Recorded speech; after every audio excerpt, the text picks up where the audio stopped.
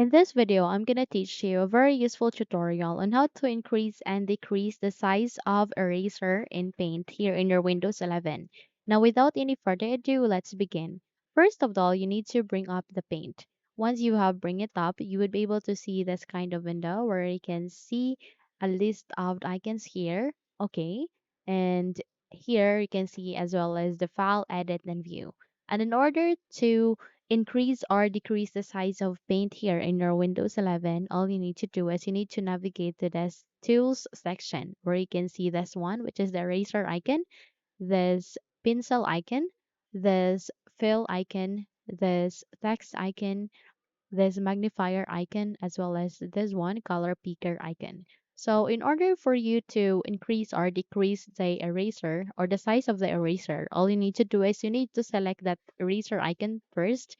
And the moment it will mark here box, that means that we have selected it. So by that, you need to navigate to the left side. You can see a line like this where you can adjust the size of that.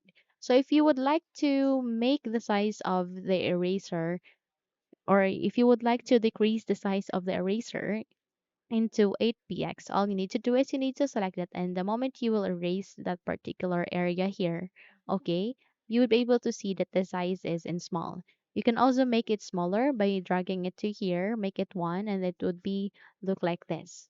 Okay. So on the contrary, if you would like to increase the size of the eraser, you just have to move this area here, okay? And in that way, your eraser would look like this. In this way, you can easily erase a particular area here in your paint. You can also make it bigger by dragging it to here, and in that way, you'll be able to make it even bigger, okay? So that's how easy to increase or decrease the size of the eraser here in your paint.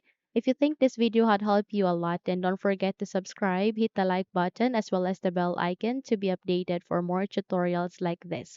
Now, thank you for watching and have a good day, everyone.